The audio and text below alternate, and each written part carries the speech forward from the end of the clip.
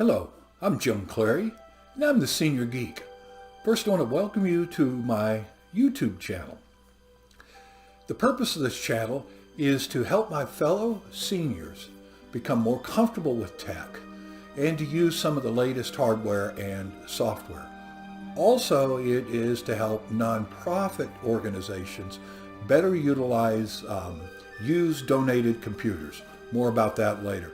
In this introduction, I'm going to focus more on the seniors than I am the nonprofit. First, a bit of my history. I started working with computers in the late 60s while I was attending college, and have worked in that field ever since. I've spent my professional career consulting, utilizing computers, developing software, and doing training. I formed my own company and ran it for over 35 years. Several years ago, I sold the company and have now completed the transition period that I had to transition my company over to the buyer. So, I'm retired. I was looking for something to do. I'm not a golfer, not a hunter really. I'm more interested in technology. I still am. Always have been my whole life. I am. I like to create things. I like to do things. So I got to thinking, what could I do? I had already formed the Senior Geek a number of years ago with the idea of helping small businesses better utilize technology, because of course I had used it in our business, and we had people. Our people, we could work anywhere. I used to spend a lot of time away from the office, and we had it all integrated together. But the more I thought about that, the less interested I was. But I wanted to keep the idea of the Senior Geek. So what I decided to do, I was just talking to some friends, observing what we seniors, how we, what I'll call normal seniors. I'm an abnormal, techie senior, and I see my world way different than normal people do. But when I looked at normal people, they were somewhat tech averse. They were skeptical and a little bit, I won't say afraid, but certainly they weren't welcoming new ideas and utilizing technology to the degree that they should have. Normally that's okay. You want to drive an old car, you want to drive a 2000 car, fine, you can do it. But I think in the technology field, things have moved along so well and capabilities have increased so much. If you stay where you were 10 years ago, 5 years ago, even 2 years ago, you're missing out on quite a bit of stuff that I think you could take advantage of. One of the biggest is putting up with old Windows computers, particularly laptops, but also desktops. A lot of us seniors have got an old laptop or desktop running Windows 7 or something laying around, and we're still letting it kind of chug along, but we're worried about viruses. The updates from Microsoft don't always go well. There's a whole litany of things. And while we used to need Windows for even mundane tasks, for basically anything that required a keyboard, a mouse, and a screen, we had to use Windows.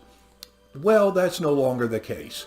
You may have heard in the news things called Chromebooks. I've got a series of videos here in my website. One of the first things I did was to show you how to convert your old Windows laptop to a Chromebook. Much easier to manage, much easier to use. And I think if you don't do that, you're losing out on a lot of things. If you just say, well, I've been doing it that way, so I'll continue to do it that way. Again, you're exposing yourself to a lot of virus. You could be exposing yourself to some potential problems that could be easily cleaned up. And I think once you see Chromebook software, you'll be much happier. Second thing I deal with here is security. We seniors, security, it won't happen to me. And I'm particularly talking about passwords. I'm talking to you folks, keep your passwords on a piece of paper or somewhere. You're using basically the same password you're using the same password for more than one site. You're using easy to remember names, so you're using things like dogs' names, grandkids' names, names. Things are easy, believe it or not, with powerful computers now, are easy to crack. I'm going to show you how you need to get away from that. You need to get to what's called a password manager. Now, I know a lot of you here, password manager, oh my goodness, too hard. I don't want to mess with it. Believe me, you get your mail account hacked and your Facebook, whatever it may be, that's a much, much bigger hassle than using a modern password manager. So one of the modules I'll put in here is using the a password module. You'll never have to remember a password. You'll be using long, complex passwords, but the software will fill it in for you. You've only got to remember one password, and that is the master password to your password manager. And even there, as we'll talk about, it has two-factor authentication. So even if somebody got your password, they still couldn't get in unless they also had your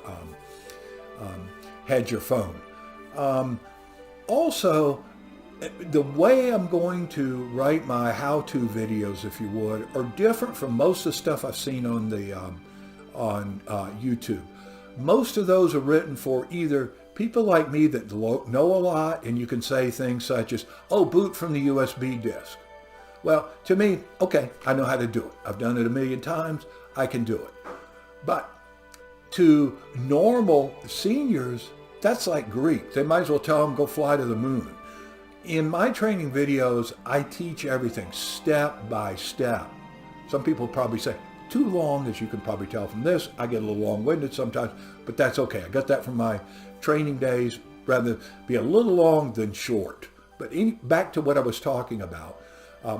So you'll see my training videos are designed for people with little technical knowledge or skill.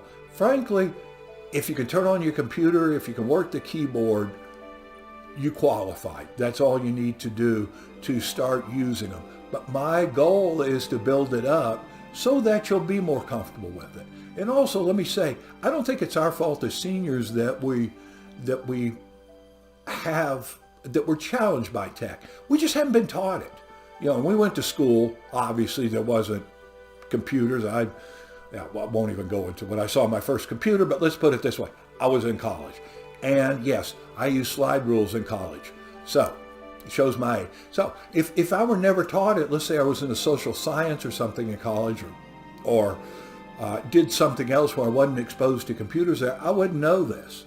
So it's not that it's not that we don't have the capabilities of doing it. It really is that we simply haven't been afforded the opportunity to do it. Because a lot of this, when you break it down, it becomes doable, and that's my goal, to make it doable.